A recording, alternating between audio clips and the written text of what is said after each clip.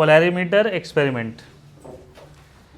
देखो क्या है कि कोई भी कंपाउंड ऑप्टिकली एक्टिव है या इनएक्टिव है, कोई भी कंपाउंड ऑप्टिकली एक्टिव है या इनएक्टिव है, इसको पहचानने के लिए तो बहुत सारे मेथड है। उस मेथड से, थ्योरेटिकल मेथड से हम ये बता सकते हैं कि ऑप्टिकली एक्टिव है या इनएक्टिव है। लेकिन अगर एक्टिव है तो उसका जो रोटेशन होगा, पीपीएल का रोटेशन, वो कितना डिग्री होगा, कि +18 होगा, +40 डिग्री होगा, -24 डिग्री होगा, उसका जो एग्जैक्ट कैलकुलेशन है ना, वो किसके थ्रू करते हैं हम लोग? Polarimeter experiment. तो पोलैरीमीटर एक्सपेरिमेंट में हम लोग देखो करते क्या हैं। तो सबसे पहले हम लोग यहाँ पर एक प्रिज्म लेते हैं और उस प्रिज्म का क्या नाम होता है? निकोल प्रिज्म होता है, which is made up of CaCO3। इसका जो प्रिपरेशन होता है किससे बनता है? कैल्शियम कार्बोनेट से। अब देखो क्या है कि डिफरेंट निकोल प्रिज्म की खासियत क्या है, ये जो डिफरेंट डायरेक्शन के जो लाइट्स आते हैं ना, उसको एक प्लेन में ले आता है। जो जैसे लाइट है, जैसे कहीं भी अगर बात करते हैं कोई विंडो वगैरह के बारे में, तो खिड़की है तो ऐसा तो नहीं कि जो लाइट है वो परपेंडिकुलर ही आएगा। बेसिकली कैसे आएगा? ये किसी भी डायरेक्शन से लाइट आ सकता है। तो यहाँ पर भी अगर हम बात करें प्रिज्म में, तो प्रिज्म में देखो लाइट जो है वो किसी भी डायरेक्शन से आ सकता है। लेकिन इसकी खासियत क्या है कि ये जो डिफरेंट डायरेक्शनल लाइट जो आ रहे हैं, उसको क्या करता है? एक प्लेन में लाने में हेल्प करता है ना। ये इसको क्या करता है? एक प्लेन में लाने में हेल्प करता है। जैसे कि अगर हम लोग बात करें तो ये इसको क्या करता है? एक प्लेन में लाता है, जिसको हम लोग क्या कहते हैं? Plane polarised light. अच्छा, यहाँ पर एक सिंपल सा इन्फॉर्मेशन अगर हम आपसे पूछें कि ये जो प्रिज्म है वो कैसे डिफरेंट डायरेक्शन जो लाइट आ रहा है उसको यूनिडायरेक्शनल कर दे रहा है? क्या इसमें कोई रिफ्लेक्शन या रिफ्रैक्शन वाला पैरामीटर लगता है इसमें? नहीं नहीं नहीं, ये क्या होता है? ये फिल्टर करता है ना। अगर इसको हम समझाएं आपको कि आप अगर देखोगे तो जो गांव वगैरह में, जैसे शहर में अगर आते हैं तो देखो ना, ये जो ग्रिल वगैरह होते हैं ये तो बहुत डिज़ाइनर होते हैं। क्या देखिए ना, घर के ये सब ग्रिल वगैरह, ये सब ठीक ठाक डिज़ाइनिंग होता है। लेकिन अगर तुम अपने गांव गए होगे तो गांव में जो खिड़की का जो ग्रिल होगा लोहा, वो देखना सिंपल इसी तरीके का होगा। तो बेसिकली ये प्रिज्म भी वैसा होता है। इस प्रिज्म में क्या है कि अगर कोई लाइट सेम डायरेक्शन से आएगा तो इसको क्रॉस करके चला जाएगा। लेकिन अगर कोई लाइट जो है वो ऐसे आ रहा है इधर से, तो ऐसे जाएगा तो ये टकरा जाएगा इससे। तो कहने का मतलब है कि ये जो है वो डिफरेंट डायरेक्शन लाइट को फिल्टर करता है। फिल्टर करने का मतलब है कि जो सीधे आ रहा होगा उस लाइट को यहाँ से जाने देगा, बाकी सारे लाइट को इधर उधर से क्या करेगा? रोक लेगा। तो ये क्या काम करता है समझ में आपको?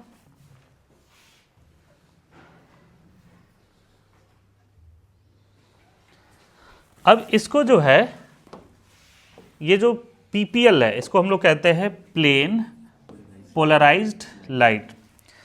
इसको हम लोग पास कराते हैं पोलैरीमीटर से।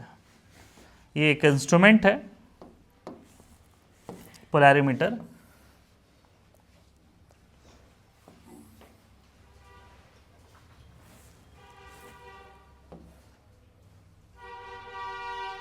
ये पोलैरीमीटर एक इंस्ट्रूमेंट है, कुछ इस तरीके का यहाँ पर है। इसके अंदर में हम लोग क्या करते हैं? ऑर्गेनिक कंपाउंड को सॉल्यूशन के फॉर्म में रखते हैं। सॉलिड के फॉर्म में, गैसेस के फॉर्म में नहीं रख सकते हैं। ये क्या ले लिया हम लोग यहाँ पर? ऑर्गेनिक सॉल्यूशन, है ना। उसको एक्वस फॉर्म में, सॉल्यूशन के फॉर्म में लेकर के, तो जब पीपीएल लाइट अगर इससे गुजरता है, पोलैरीमीटर का ये जो एल है वो डिस्टेंस है किस में? इन डेसीमीटर। ये ध्यान में रखना, ये इंस्ट्रूमेंट है तो इंस्ट्रूमेंट का जो लेंथ है वो डिफाइन किससे? डेसीमीटर से। तो अगर प्लेन पोलराइज्ड लाइट को हम लोग इससे पास करते हैं तो हमारे पास 3 प्रकार के ऑब्जर्वेशन हो सकते हैं। पहला तो ये ऐसा है कि जैसा लाइट आ रहा है वैसा ही निकल जाए, उसमें किसी प्रकार का कोई चेंजेस ना आए, है ना, उसमें किसी प्रकार का कोई चेंज नहीं दिखे। तो जैसा लाइट आ रहा है वैसे ही वो निकल जाएगा। तो इसका मतलब है कि इसके अंदर में कोई भी एक्टिविटी नहीं हुआ। तो इसको हम लोग क्या कहेंगे? Optically inactive. मतलब उसमें कोई एक्टिविटी नहीं है, जैसा लाइट आया वैसा ही सेम थीटा से निकल गया, तो ऑप्टिकली के क्या हो गया, ये इनएक्टिव। एक तरीका ऐसा हो सकता था, ये एक पॉसिबिलिटी है। दूसरा पॉसिबिलिटी है कि ये इससे टकराए और टकराने के बाद नीचे की तरफ आ जाए। जैसे अगर एक प्लेन है, अगर मान लो ऐसा हम कर दें, कोई बॉल अगर इससे टकराता है, मतलब नॉर्मल क्रिकेट बॉल की बात करें, अगर ये टकराएगा तो सिर्फ नीचे की तरफ आएगा। एक है कि अगर मान लो ऐसा रख दें, तो अगर ये टकराएगा तो किधर जाएगा, ऊपर की तरफ है। तो एक है कि मान लीजिए टकराता है इससे, तो ये नीचे की तरफ आता है। तो नीचे की तरफ अगर आएगा तो इसमें ऐसा हो सकता है कि ये जो PPL है वो किधर की तरफ आ जाएगा, इस तरीके से नीचे की तरफ, है ना। तो प्लेन पोलराइज लाइट इधर की तरफ आ गया। अगर आप इसको देखेंगे, ये ऐसे गया और नीचे की तरफ आ गया, तो इसका मतलब है कि ये कैसा है, ऑप्टिकली एक्टिव। और ऑप्टिकली एक्टिव में भी किस डायरेक्शन में घूम रहा है, डेक्स्ट्रो है, इसको क्लॉकवाइज भी कहते हैं हम लोग। तो पहला तो है कि ये क्या हो गया आपका ऑप्टिकली एक्टिव। उसमें भी हम लोग इसका जो रोटेशन है वो कैसा आपका क्लॉकवाइज रोटेशन, इसको हम लोग क्या कहते हैं, dextro. There is a difference between small d and capital D in optical isomers. Small d बताता है ऑप्टिकली एक्टिव है, समझे कि नहीं बात को, ये क्या बता रहा है, ऑप्टिकली एक्टिव है। और उसमें भी PPL जो है वो कैसा रोटेट कर रहा है, क्लॉकवाइज रोटेट कर रहा है। कैपिटल D बस लोकेशन बताता है कि OH किस साइड में है, दाहिने साइड में है कि लेफ्ट साइड में है, तो है ना, वो बायोमोलिकुल्स में आप पढ़ोगे, या इसमें भी कुछ पोर्शन हम पढ़ाएंगे आपको। अच्छा, इसी को हम लोग कहते हैं पॉजिटिव भी कहते हैं। तो इस केस में अगर आप कोई थीटा देखते हो, जैसे फॉर एग्जांपल आपको कहीं पर मिलेगा +18 डिग्री, इसका मतलब है कि जो प्लेन पोलराइज लाइट है वो क्लॉकवाइज रोटेट कर रहा है, और कितने एंगल से, 80 डिग्री। ये उसका 0 डिग्री होगा, 0 डिग्री से 80 डिग्री यहाँ होगा। एक पॉसिबिलिटी ये ऐसा भी हो सकता है कि PPL इससे टकराए और ऊपर की तरफ भागे, PPL इससे टकराए और ऊपर की तरफ भागे, ठीक है, ये कुछ इस तरीके के ऊपर की तरफ भागे। तो यहाँ पर जब इससे टकराएगा तो ये ऊपर की तरफ जाएगा, तो बेसिकली ये इस डायरेक्शन में जाना चाहिए इसको। तो ये क्लॉकवाइज है कि एंटी क्लॉकवाइज है, एंटी क्लॉकवाइज, बट इसमें भी एक्टिविटी आया, एक्टिविटी तो इसके अंदर भी आया, तो ये भी कैसा कंपाउंड हो जाएगा, ऑप्टिकली एक्टिव। ये कैसा है, लीवो है, और इसको हम क्या कहेंगे, एंटी क्लॉकवाइज। और एक वर्ड और यूज करते हैं, काउंटर क्लॉकवाइज, एंटी क्लॉकवाइज या काउंटर क्लॉकवाइज। ये L फॉर्म हो जाएगा, कैसा होगा, निगेटिव। आप देखोगे एग्जाम्पल में लिखा रहेगा कि -44 डिग्री, क्या दिखाई देगा, माइनस, मतलब ये जो है वो कैसा रोटेट कर रहा है, एंटी क्लॉकवाइज -44 डिग्री का। तो ये जो इस तरीके की एक्टिविटी आ रहा है, ये कैसे पता चल रहा है, पोलैरिमीटर एक्सपेरिमेंट से। तो ये 3 तरीके का ऑब्जर्वेशन यहाँ पर आ सकता है। अब इसी चीज़ों को जो अगर आया उसमें कोई चेंजेस हो गए, इसका मतलब क्या है, एक्टिव है, और जिसमें कोई चेंज नहीं आया वो क्या हो गया, इनएक्टिव। जैसे अगर हम इसको अगर कंपैरिजन करें, हम लोग जो टीचिंग इंडस्ट्री में है उस इंडस्ट्री की अगर बात करें, एक चीज़ ऐसा है कि बच्चा आए, उसको क्लास में हम पढ़ाएं, ठीक है, और आए उस बच्चा चुपचाप चला जाए, ठीक है, तो इसका मतलब है कि ना तो उसके नॉलेज में गेन हो रहा है, ना ही क्या हो रहा है, लॉस हो रहा है, कुछ नहीं। इसका मतलब क्या है कि बच्चा ऑप्टिकली इनएक्टिव था, आया चुपचाप क्लास में सोया और वैसे ही लौट के चला गया। तो कौन इनएक्टिव है, बच्चा, मतलब कोई उसमें किसी प्रकार के कोई चेंजेस नहीं हुआ। एक ऐसा है कि पॉजिटिव है, कोई एक बच्चा आया कुछ इन्फॉर्मेशन लेकर के और पढ़ा था, उसके इन्फॉर्मेशन में और ग्रोथ हुआ, तो इसका मतलब है कि उसमें एक्टिव था तभी तो आया। एक है कि एक बच्चा आया और पढ़ा, उसको लगा कि भाई हमारा जो नॉलेज था ये तो हमारा नॉलेज भी डाउन कर देगा, तो बेसिकली उस केस में क्या, बच्चा उसमें भी एक्टिव है तभी तो रिस्पॉन्स दे रहा है ना कि भाई ये चीज़ें हैं, और ये क्या हो जाएगा आपका, इसमें भी चेंजेस आ रहे हैं यहाँ पर। तो इसका मतलब है कि इन दोनों केस में बच्चा एक्टिव है, जो सीख रहा है या सिखा रहा है इस तरीके से। इसमें क्या आपका, ये इनएक्टिव है। तो ये मॉलिक्यूल्स के बारे में इस तरीके से कहते हैं। तो पोलैरिमीटर क्या होता है, एक्सपेरिमेंट, ये चीज़ें क्लियर है। अब यहाँ से है कि हम लोग कैसे स्पेसिफिक रोटेशन कैलकुलेट करते हैं। तो पोलैरिमीटर एक्सपेरिमेंट है यहाँ पर, देखो यहाँ पर ये इस तरीके से,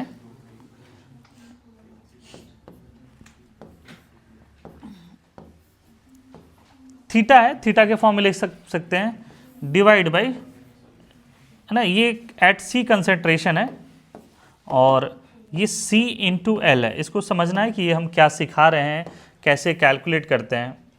तो ये जो इस टाइप में इस साइड में जो आपको दिखाई दे रहा है, ये बेसिकली है क्या, इसको हम कहते हैं स्पेसिफिक रोटेशन। जो कि स्पेसिफिक रोटेशन का मतलब क्या हो गया, इफ द कंसेंट्रेशन जो है वो 1 ग्राम पर ml है, C कंसेंट्रेशन डेंसिटी के फॉर्म में रहेगा, मोलैरिटी का फॉर्म में नहीं रहेगा, ये ध्यान में रखेंगे। L is the length of polarimeter in decimetre. L क्या है, length of polarimeter in decimetre, ये ध्यान में रखेंगे। C क्या है,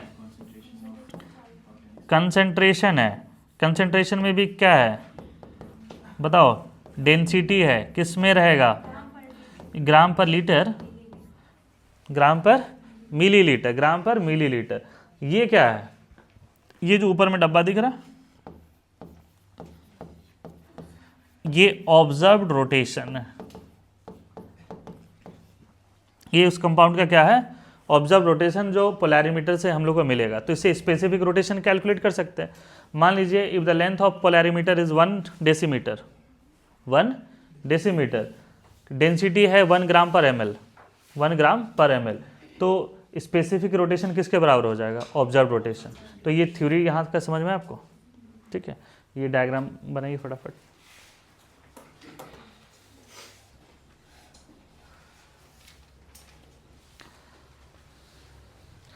अब देखो क्या कह रहे हैं हम लोग कि ये जो पूरा एक्सपेरिमेंट है, और एक्सपेरिमेंट के हेल्प से अगर हम बताएंगे कि वो कंपाउंड ऑप्टिकली एक्टिव है या इनएक्टिव है, तो ये थोड़ा सा एक महंगा प्रोसेस है। पहला कि ये जो निकोल प्रिज्म है ये भी सस्ता नहीं है। आपके स्कूल में जो प्रिज्म होगा वो बहुत सस्ता है, फिर भी महंगा है। आप एक बार खरीद के देख लें, और ये तो बहुत महंगा है। दूसरा आते हैं ऑर्गेनिक सॉल्वेंट। ऑर्गेनिक सॉल्वेंट भी कोई सस्ता चीज़ है नहीं। अगर मार्केट से कोई भी ऑर्गेनिक कंपाउंड खरीदते हो तो ऑर्गेनिक कंपाउंड क्या होगा आपका, महंगा ही है। पोलैरिमीटर इंस्ट्रूमेंट भी महंगा है। तो ये सब सारा चीज़ एक्सपेरिमेंट करके अगर हम बताएं ऑप्टिकली एक्टिव है या इनएक्टिव है, तो ये थोड़ा सा एक महंगा प्रोसेस भी है, लेंदी प्रोसेस भी है। तो हम लोग क्या करते हैं, कुछ थ्योरेटिकल प्रोसेस यूज करते हैं। थ्योरेटिकल प्रोसेस के हेल्प से बता देंगे कि this compound is optically active और ऑप्टिकली इनएक्टिव। वो प्रोसेस क्या है, तो देखो यहाँ पर एक चीज़ हम लोग देखते हैं कि अगर किसी भी कंपाउंड को ऑप्टिकली एक्टिव होना है तो उसमें किसी भी टाइप का सिमेट्री नहीं होना चाहिए। किसी भी टाइप का सिमेट्री नहीं होना चाहिए। अगर किसी भी टाइप का सिमेट्री है, इट मीन्स कि कंपाउंड क्या हो जाएगा, ऑप्टिकली एक्टिव होगा। समझे? तो लिखना थ्योरेटिकल प्रोसेस में,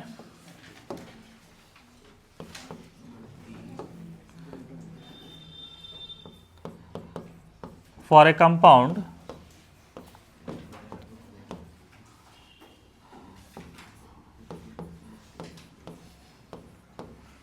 to show optical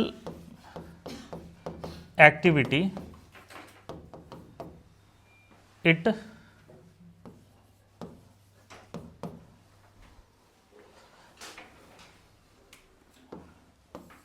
it must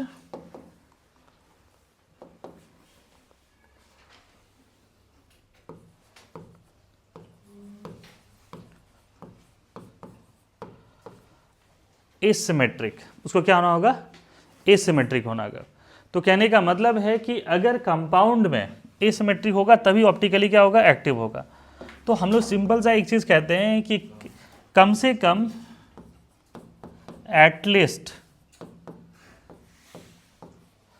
one type of symmetry है, तो ये क्या हो जाएगा, ऑप्टिकली इनएक्टिव। अगर किसी भी टाइप का सिमेट्री नहीं हो, मतलब सीधे क्या कहेंगे हम लोग, अगर एसिमेट्री है तो क्या हो जाएगा, ऑप्टिकली एक्टिव। जैसे अभी हम लोग टाइप्स ऑफ, अब ये सिमेट्री की अगर बात करने वाले हैं, तो किसी कंपाउंड में हो सकता है कि प्लेन ऑफ सिमेट्री हो, सेंटर ऑफ सिमेट्री ना हो। हम ये कह रहे हैं कि अगर उसमें किसी भी टाइप की सिमेट्री अगर नहीं होगा तभी वो कंपाउंड ऑप्टिकली एक्टिव होगा।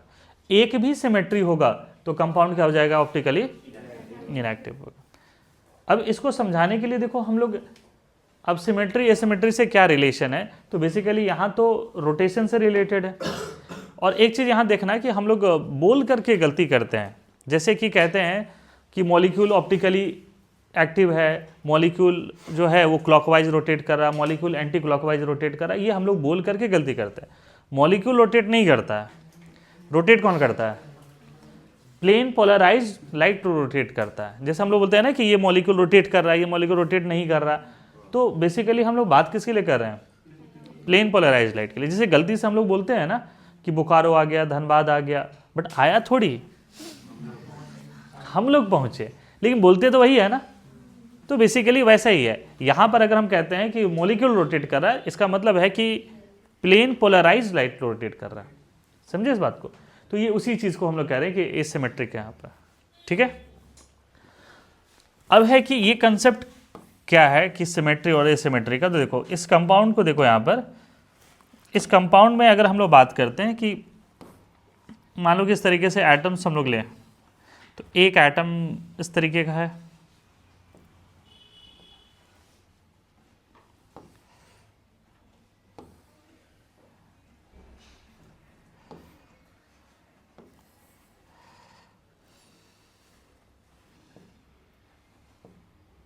ये कंपाउंड कैसा दिख रहा है? सिमेट्रिक या एसिमेट्रिक?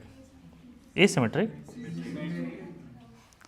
जिसको नहीं दिख रहा है एक बार आए बोर्ड पर बनाएं इसको।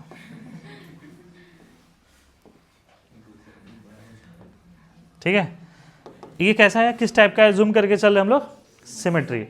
तो सिमेट्री में क्या होता है कि देखो यहाँ पर कि मान लीजिए कि ये पीपीएल यहाँ गया,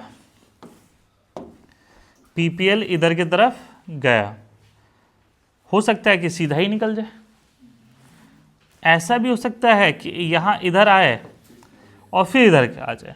तो कहने का मतलब है कि ये जिस थीटा से आ रहा था उसी थीटा से क्या हो गया? निकल गया। तो इसमें कोई भी एक्टिविटी नहीं है। तो अब जिस थीटा से आ रहा था उसी थीटा से निकला, तो ऑप्टिकल इसको क्या कहेंगे? ये इसलिए हो रहा है क्योंकि इसके अंदर में क्या आ गया? सिमेट्री। अब इसी चीज़ को अगर हम एसिमेट्रिक मॉलिक्यूल की अगर हम बात करते हैं, तो एसिमेट्रिक मॉलिक्यूल में क्या होने वाला है कि मान लीजिए कि एक एटम जो है ये बहुत इस तरीके का है, दूसरा एटम जो है वो इस यहाँ पर इस तरीके का है।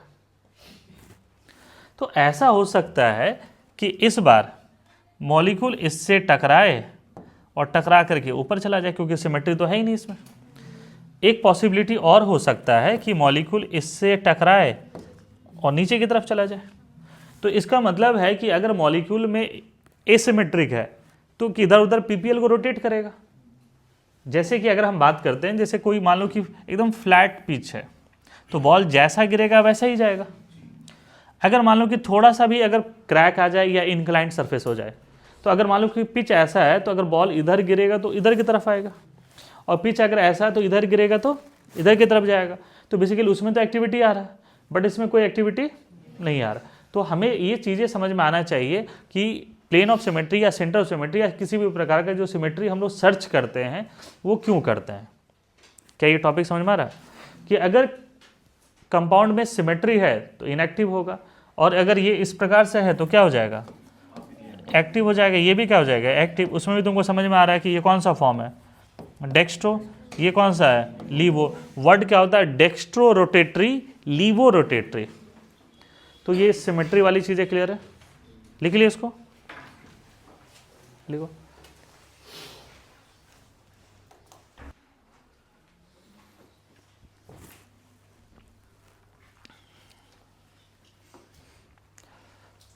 अब हम लोग यहाँ पे पढ़ेंगे टाइप्स ऑफ सिमेट्री।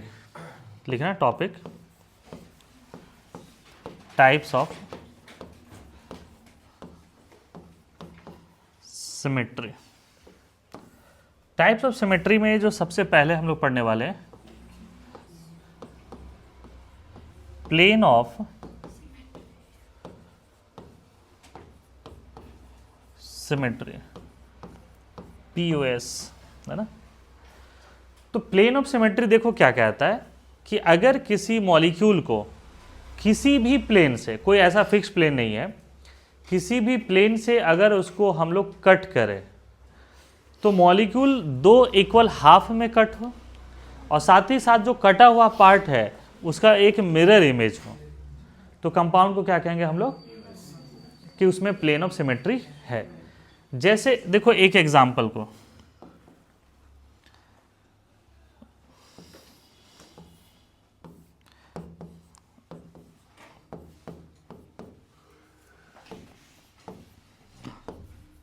ये कंपाउंड है और अगर मान लीजिए कि इसको हम एक प्लेन के क्रॉस इसको हम कट करते हैं तो देखो कि दोनों इक्वल हाफ में कट हो रहे हैं।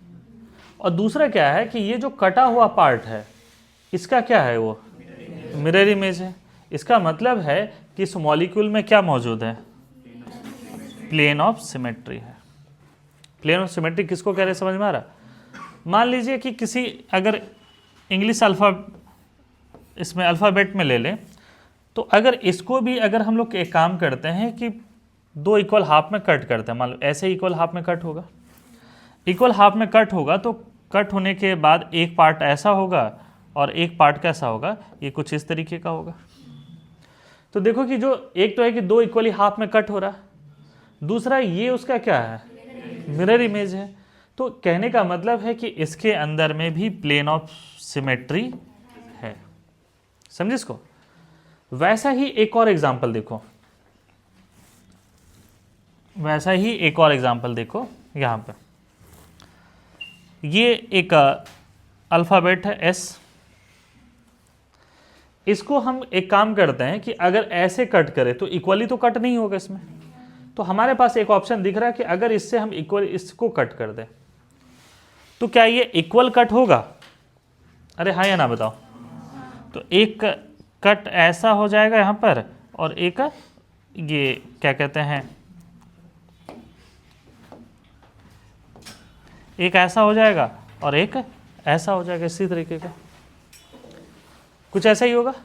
देखो ये कट तो इक्वली रहा, ये कट कैसा रहा, इक्वली, लेकिन इसका वो मिरर इमेज ये नहीं है। इसका मतलब है कि इसमें किसी प्रकार का प्लेन ऑफ सिमेट्री नहीं है।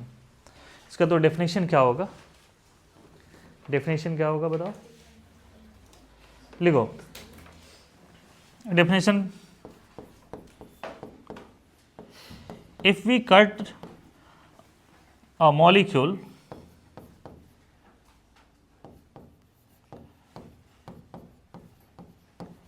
across a plane and it will cut into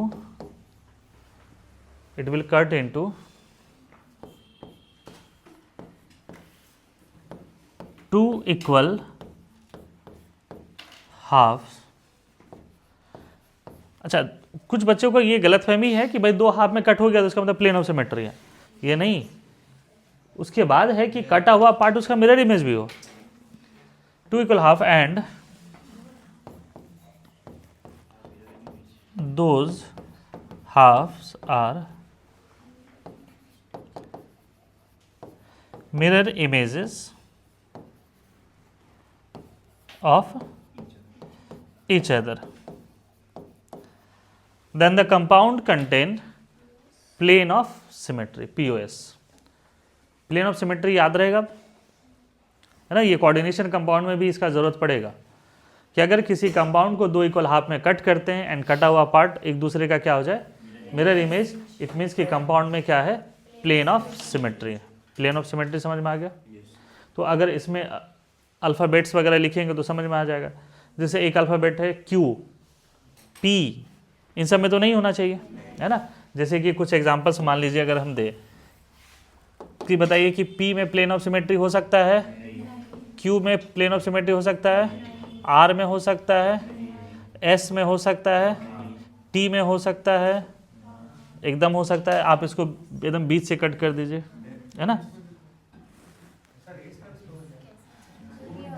यहाँ जब समझा रहे थे तो कहाँ थे तुम, इनएक्टिव मोड में? ये ऐसे ही तो था।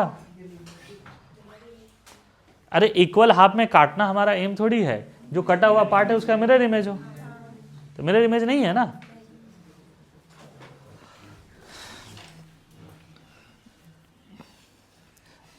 ई में हो जाएगा, एफ में हो जाएगा, है ना। 3D के बाद इस तरीके से बात करते हैं हम लोग, इस तरीके एफ में होगा। तो ये उसी तरीके से हम लोग बात कर रहे थे कि भाई होगा कि नहीं होगा इसमें, ठीक है। तो प्लेन ऑफ सिमेट्री क्या होता है, ये चीज़ क्लियर है। अभी कुछ मॉलिक्यूल्स देंगे और आपको बताना है कि इसमें प्लेन ऑफ सिमेट्री है या नहीं है। टॉपिक से आगे बढ़े, लिख लिया ना इसको।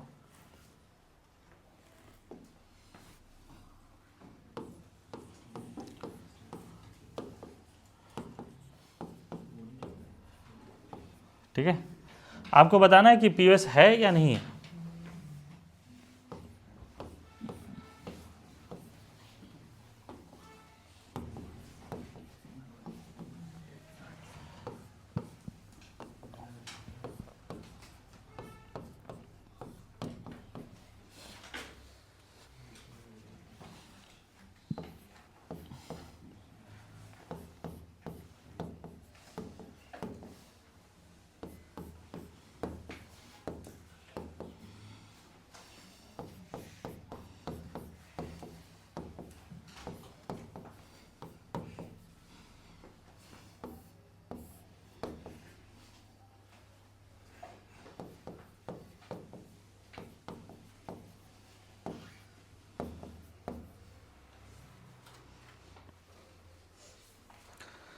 तो अभी जो गिवन है उसी में पहले डिस्कस करते हैं। क्या फर्स्ट वाले में प्लेन ऑफ सिमेट्री है? हाँ, इसमें प्लेन ऑफ सिमेट्री है। थर्ड वाले में प्लेन ऑफ सिमेट्री है।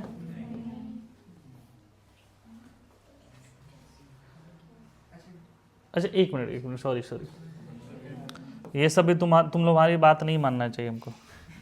इसमें प्लेन ऑफ सिमेट्री है, yes sir. Plane of symmetry है, yes sir. Plane of symmetry है, नहीं सर। प्लेन ऑफ सिमेट्री है इसमें, इसमें भी है।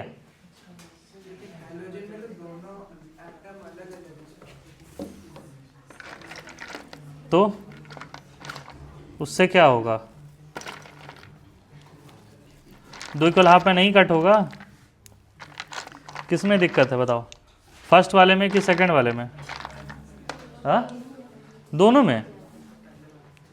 देखो मान लीजिए कि ब्लैक कार्बन है और वाइट हाइड्रोजन है, और ये ग्रे और रेड में एक क्या आपका ब्रोमीन और एक क्लोरीन, इस तरीके से, यही है ना।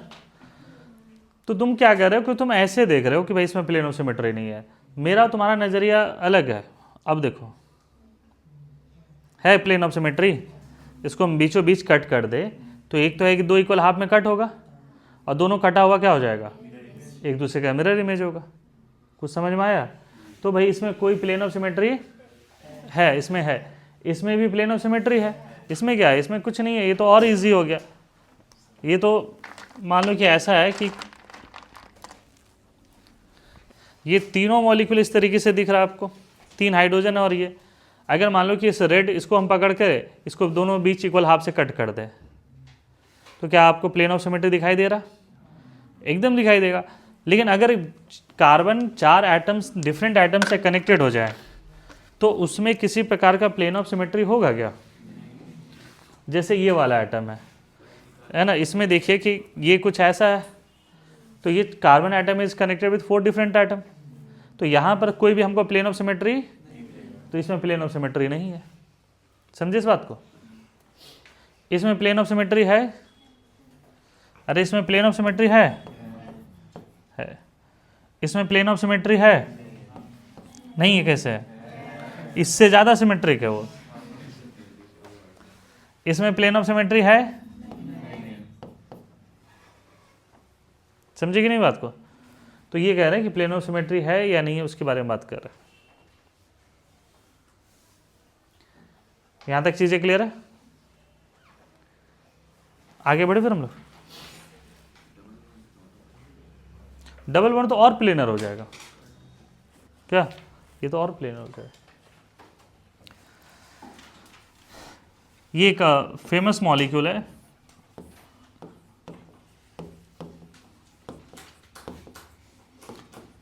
इसको कहते हैं टार्टेरिक एसिड। तो बताइए कि इसमें प्लेन ऑफ सिमेट्री है या नहीं है? तो हम लोग कहेंगे कि भाई इसमें क्या है, प्लेन ऑफ सिमेट्री है, प्लेन ऑफ सिमेट्री इसमें दिख रहा हमको। उसी तरीके से अगर ये कंपाउंड ले, इधर H है, इधर OH है, OH है और H है, तो बताइए क्या इसमें प्लेन ऑफ सिमेट्री है या नहीं है? तो इसमें POS है, ये सिस फॉर्म है तो होगा इसमें। ये H है, OH है, ये उसका ट्रांसफॉर्म है, तो बताइए कि इसमें प्लेन ऑफ सिमेट्री है या नहीं है? इसके अंदर नहीं है। आप इसको इक्वल हाफ में कट कर भी देंगे तो उसका जो कटा हुआ पार्ट है एक दूसरे का मिरर इमेज ये नहीं होगा। बात समझे? तो इसके अंदर प्लेन ऑफ सिमेट्री नहीं है, ये इसके अंदर होगा। ऐसे बहुत सारे 6 मेंबर में आपको मिल सकता है। देखो यहाँ पे, ये तो समझते होगे ना?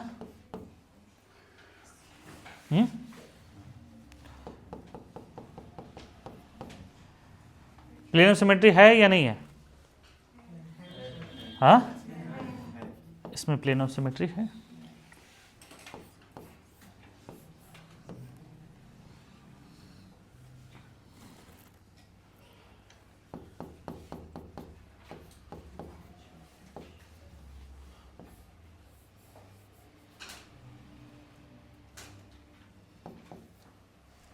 इसमें प्लेन ऑफ सिमेट्री है या नहीं है? हाँ,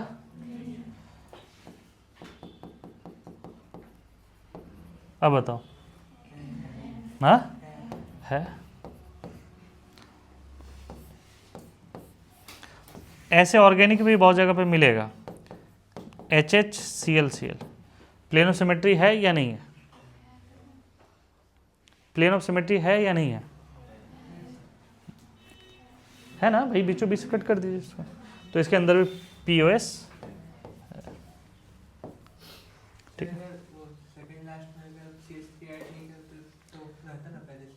पहले भी रहता, बाद में भी है। तो प्लेन ऑफ सिमेट्री थोड़ा समझ में आया होगा। बढ़े से आगे धीरे धीरे लिखोगे।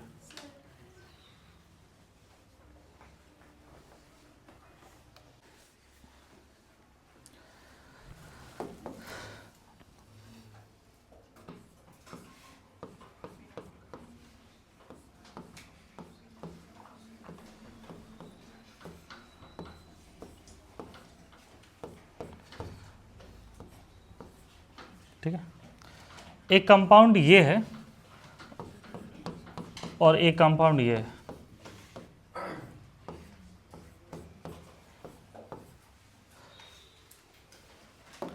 दोनों में खासियत क्या है?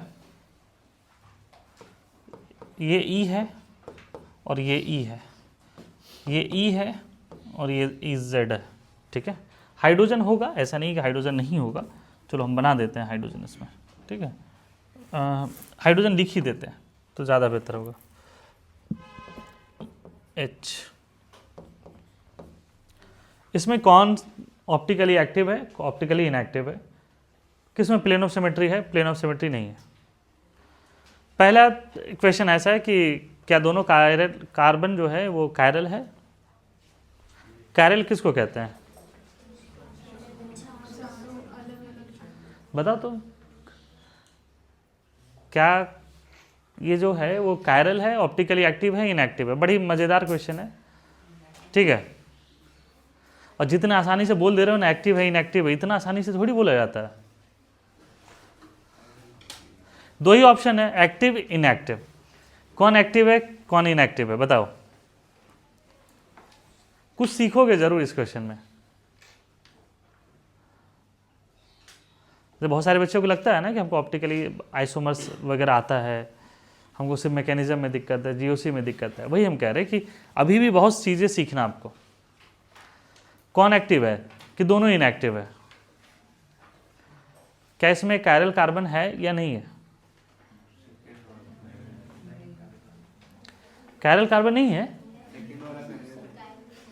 क्या बोले?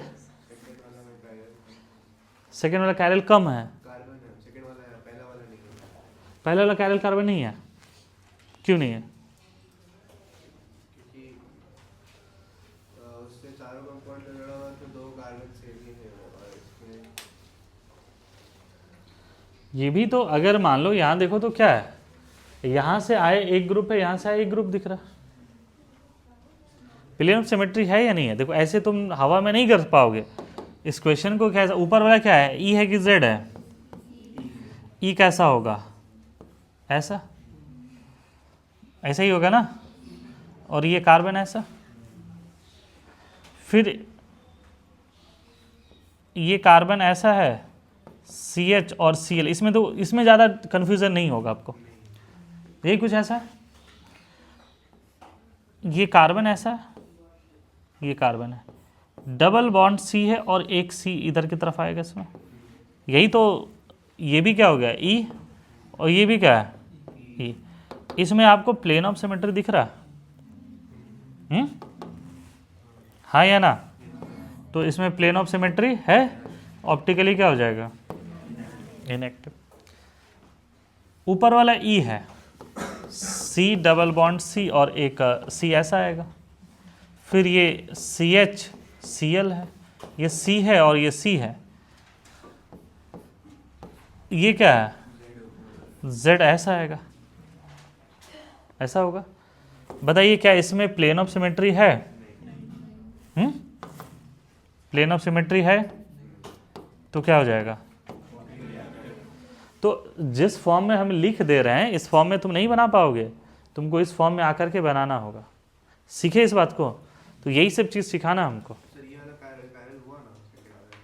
हाँ तुम्हारा आंसर क्या है फरहान? प्लेन ऑफ सिमेट्री समझ में आया? दो इक्वल हाफ में नहीं कट करना, कट करने के बाद उसका क्या होना चाहिए, मिरर इमेज, ये ध्यान में रखना। नेक्स्ट लिखिए, centre of symmetry. What do mean by centre of symmetry? Centre of symmetry क्या होता है बताओ?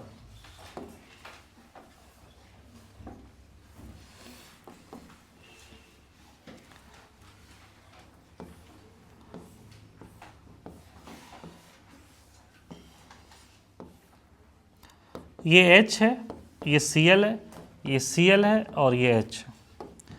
अगर सिमिलर एटम को हम आपस में ज्वाइन करते हैं, ये सिमिलर एटम है, उसी तरीके से इस सिमिलर एटम को भी आपस में ज्वाइन कराएं। ज्वाइन कराने के बाद अगर ये हाइड्रोजन और हाइड्रोजन दोनों इक्वी डिस्टेंस हो जाए, और दूसरा एक कंडीशन क्या है कि सेंटर से पास करे,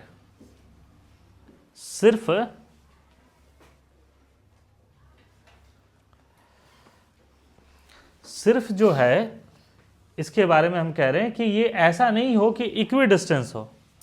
जैसे पिछले बार भी हम लोग एक नई चीज़ आपको सिखाएं कि उसमें क्या होना चाहिए था, प्लेन ऑफ सिमेट्री में उसका मिरर इमेज होना चाहिए, दो इक्वल हाफ में कट होना। यहाँ पर ये नहीं कह रहे हैं कि सिर्फ इक्वी डिस्टेंस हो जाए तो हम प्लेन ऑफ सिमेट्री मान लेंगे। जैसे देखिए एक मॉलिक्यूल ऐसे हम ले रहे हैं यहाँ पर, और Cl है, H है, और यहाँ पर H है और Cl है। अगर इनको भी अगर हम ज्वाइन करते हैं तो जो इंटरसेक्शन पॉइंट है वहाँ से तो क्या होंगे, ये इक्वी डिस्टेंस ही होंगे। ये जो इंटरसेक्शन पॉइंट है, तो जहाँ से ये जितना डिस्टेंस है उतना ये भी डिस्टेंस है, ये जितना है उतना ये भी है। लेकिन इसमें हम लोग कहेंगे कि सेंटर ऑफ सिमेट्री नहीं है, इसमें सेंटर ऑफ सिमेट्री है। तो सेंटर ऑफ सिमेट्री का एक्चुअल डेफिनेशन क्या हुआ? If you join similar atom और group, if you join similar atom और group, if they are equidistance from the centre of molecule. ये वर्ड सुनना, ये नहीं कह रहे इफ दे आर, ये वर्ड देखो, if they are equidistance मतलब इक्वल डिस्टेंस पर है from the centre of molecule, then the compound contain centre of symmetry. क्या कहें समझ में आ रहा? तो लिखो,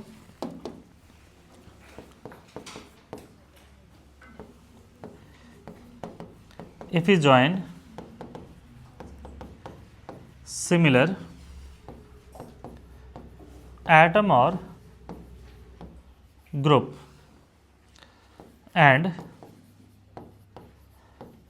they are at equidistance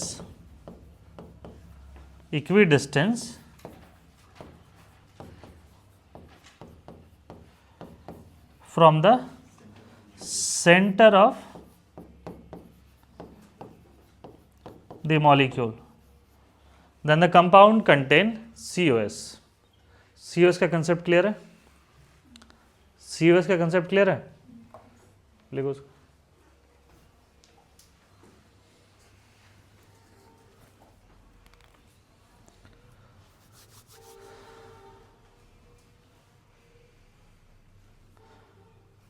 थोड़ा जल्दी जल्दी बनाओ, तो पेन चल नहीं रहा। भूल जाओगे नीट में 180 क्वेश्चन तुम अटेम्प्ट भी ले पाओगे।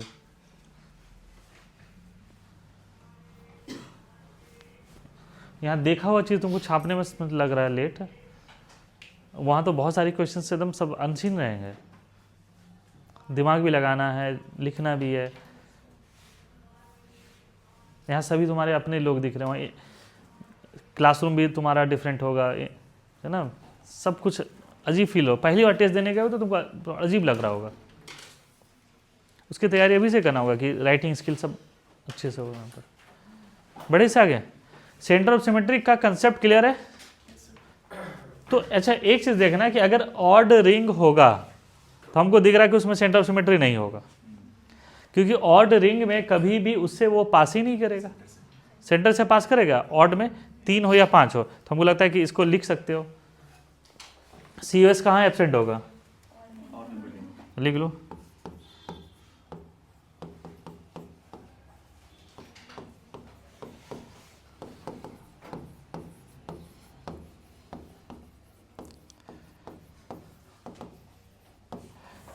तो गलती से भी 3 मेंबर और 5 मेंबर में खोजने ही मत जाना। जैसे दिख जाए 3 और 5 समझ लेना कि उसमें नहीं होगा। 4 में हो सकता है क्या? 4 में हो सकता है, जैसे समझो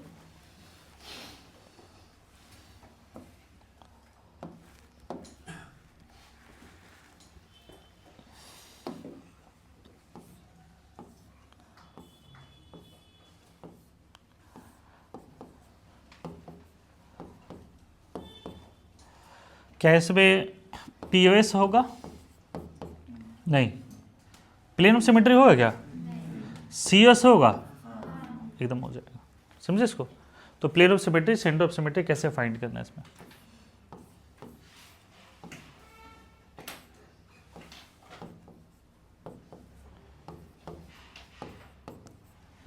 इसमें प्लेन ऑफ सिमेट्री और सेंटर ऑफ सिमेट्री की बात कर रहे हैं। क्या इसमें प्लेन ऑफ सिमेट्री होगा? हाँ, सेंटर ऑफ सिमेट्री नहीं होगा। समझे? तो इसके अंदर प्लेन ऑफ सिमेट्री होगा। आप इसको इधर इसके क्रॉस कट कर दें।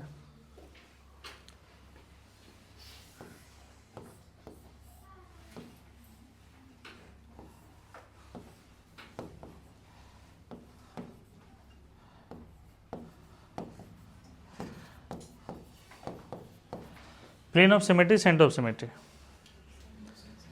प्लेन ऑफ सिमेट्री है या नहीं है? प्लेन ऑफ सिमेट्री है या नहीं है? प्लेन ऑफ सिमेट्री नहीं है। सेंटर ऑफ सिमेट्री है? ये नहीं है, क्योंकि सेंटर से पास है ना। अगर इसको ज्वाइन भी करा दे तो सेंटर से ये पास नहीं करेगा। सेंटर से पास नहीं करेगा तो हम कहेंगे कि भाई कुछ ऐसा होगा।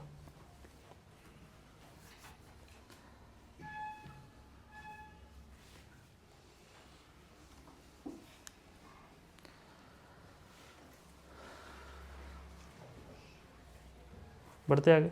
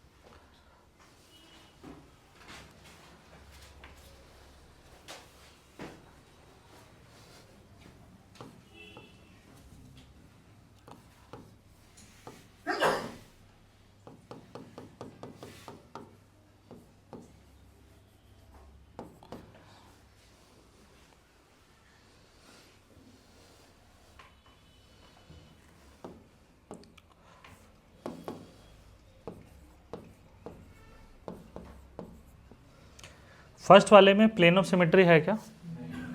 हाँ, सेंटर ऑफ सिमेट्री है क्या? सेकेंड वाले में प्लेन ऑफ सिमेट्री है क्या? सेंटर ऑफ सिमेट्री है क्या? उसमें प्लेन ऑफ सिमेट्री है?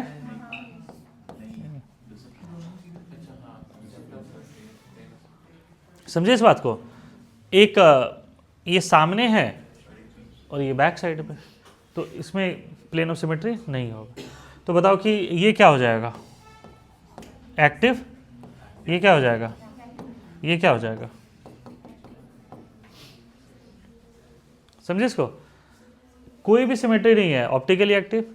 किसी भी एक टाइप का सिमेट्री आ जाएगा तो क्या हो जाएगा? Optically inactive. कोई भी आ जाए, कोई सीओएस आ जाए, पीओएस आ जाए, उससे क्या फर्क पड़ता है?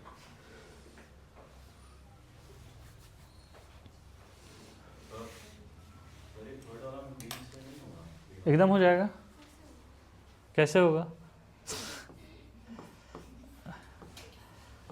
देखो क्या है, एक सीएल सामने है, एक सीएल इधर है, तो कहाँ होगा बताओ?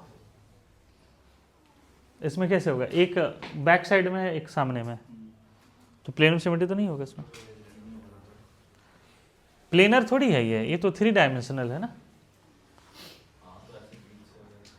बी से कैसे कट कर दोगे? हाँ, नहीं होगा ना। फिर एक हाइड्रोजन उधर जाएगा तो एक हाइड्रोजन इधर आ जाएगा। टेट्राहेड्रल है ना, टेट्राहेड्रल स्ट्रक्चर है, तो इसमें नहीं होगा। क्या हुआ? क्लोरीन, हाँ वही है, एक सामने में है और एक बैक साइड में है, तो वही है ना। मान लो कि अगर क्लोरीन ये सामने में है तो ये बैक साइड में है, ये सामने में तो ये क्या हो जाएगा? बैक साइड में। अगर दोनों, इसका अगर कन्वर्ट करना होगा, मान लीजिए इसका बनाना है, तो इसका स्ट्रक्चर कैसा होगा? दोनों सीएल ऊपर हो जाएगा। समझे कि नहीं बात को? ठीक है। इसका कैसा होगा? एक ऐसा और एक ऐसा। एक सीएल मान लीजिए ऊपर है, ये सीएल किधर है? नीचे है। ये तो कह रहे हैं ना, तो इसमें प्लेन ऑफ सिमेट्री है ना ही सेंटर ऑफ सिमेट्री है। इसमें आपको प्लेन ऑफ सिमेट्री दिखाई दे रहा है, सेंटर ऑफ सिमेट्री नहीं हो सकता, बट ये स्ट्रक्चर ये वाला है। सीधे अपने मन से मान मत लो। अगर कोई कहीं डाउट लग रहा है हमसे पूछो कि सर इसको बताइए। यही सब थर्ड वाले में अगर दोनों वेज या फिर दोनों डैश हो जाएगा तो दोनों सिमेट्री हो जाएगा। हो जाएगा तब ना। लेकिन अगर मान लो कि ऐसा सीएल दे दें और ये ऐसा सीएल दे दें, तब इसमें हो जाएगा plane of symmetry, centre of symmetry नहीं होगा। क्या? तब वो हमारा प्लेन वो थोड़ी रहेगा, प्लेन फिर ऐसा रहेगा। जो कोई ऐसा फिक्स्ड प्लेन थोड़ी है कि इसी प्लेन से आपको कट करना है, किसी भी प्लेन से कट कर सकता है। Plane of symmetry, centre of symmetry सीखे इसको, तो मैक्सिमम जगह क्या काम आएगा? यही काम आएगा। टॉपिक्स आगे बढ़े, सीख गए इसको, है ना। इसके बहुत सारे क्वेश्चंस है, plane of symmetry, centre of symmetry. तो एक और हम असाइनमेंट भेज कर डिस्कस करेंगे। थर्ड लिखो। इसका बहुत काम नहीं है, बट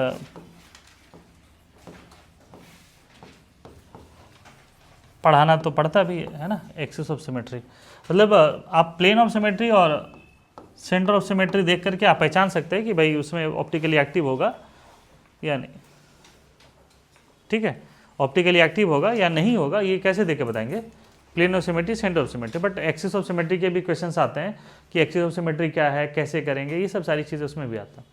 तो इसको कैसे समझते हैं हम लोग, बताओ। एक्सिस ऑफ सिमेट्री, तो इसको हम मॉलिक्यूल के स्ट्रक्चर से समझते हैं। जैसे अगर हम BeCl2 ले लें, ठीक है, और इसको अगर हम 180 डिग्री में रोटेट करें, तो देखो सेम स्ट्रक्चर मिल रहा है क्या?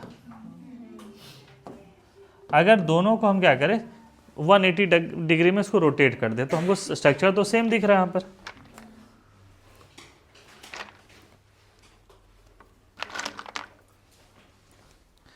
जैसे मान लो कि ये स्ट्रक्चर है BeCl2, ठीक है। तो ये स्ट्रक्चर में अगर मान लीजिए कि हम इसको पकड़े और इसको 180 डिग्री में रोटेट कर दें, तो 180 डिग्री में रोटेट किया तो सेम स्ट्रक्चर मिल गया। इसका मतलब है कि इसमें किस प्रकार का है, एक्सिस ऑफ सिमेट्री। ठीक है, एक और मॉलिक्यूल लेते हैं BH3। ठीक है, इसको एक काम करते हैं, इसको 120 डिग्री में रोटेट करते हैं।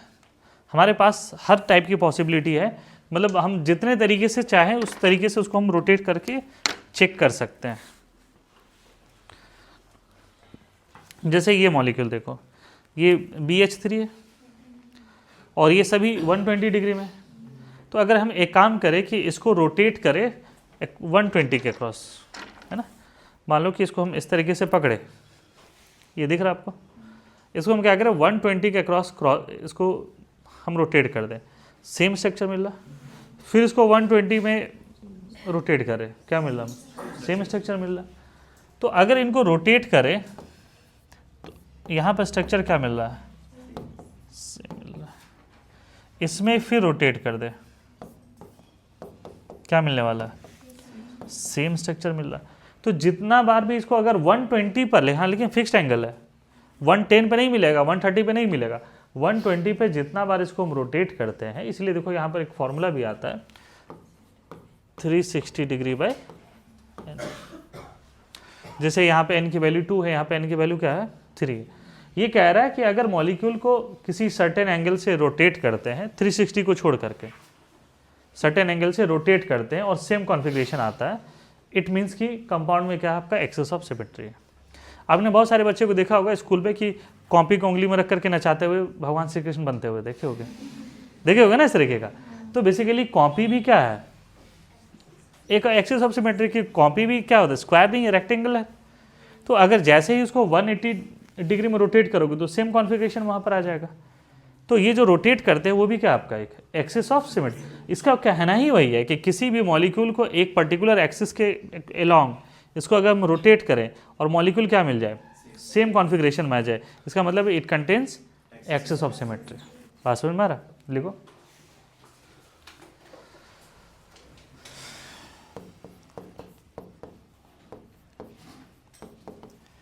If we rotate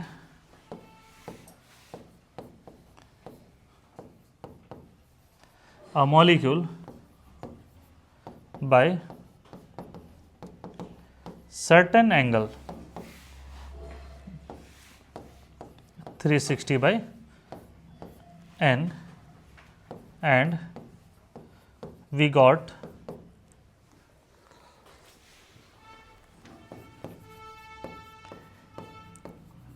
the same configuration या molecule, then the compound contain क्या हो जाएगा, एक्सिस ऑफ सिमेट्री। लेकिन अगर इसी चीज़ों को हम अलग अलग डिफरेंट एटम से उसको रिप्लेस कर दें तब तो नहीं मिलेगा। जैसे इस एटम को देखो, इसमें प्लेन ऑफ सिमेट्री है, इसमें क्या है, प्लेन ऑफ सिमेट्री। आपको प्लेन ऑफ सिमेट्री दिख रहा होगा, इसको बीचों बीच क्या दिख रहा है आपको, प्लेन ऑफ सिमेट्री है। सेंटर ऑफ सिमेट्री तो होगा ही नहीं इसमें। इसमें एक्सिस ऑफ सिमेट्री है क्या एक्सिस ऑफ सिमेट्री है, नहीं है, क्योंकि अगर 120 में रोटेट कर भी देना तो हाँ ये इसके कॉन्फ़िगरेशन में चेंज आ जाएगा। इसी को कहते हैं हम लोग एक्सिस ऑफ सिमेट्री। तो हमको लगता है कि ये चीज़ें समझ में आ गया होगा आपको, हाँ या ना। नहीं, किसी भी चीज़ को, जैसे ये एक अगर मान लो इस डब्बे को ही अगर हम बात करें, ये इसको एक्सिस बना दे हम और इसके अक्रॉस में अगर हम रोटेट करते चले, तो एक चीज़ देखना कि अगर तुम इसको इमेजिन करोगे, इसको इमेजिन करो कि इसको हम रोटेट कर रहे हैं इसको, ठीक है, तो रोटेट करेंगे ना तो देखो इसका एक सर्कुलर रिंग टाइप का बनेगा।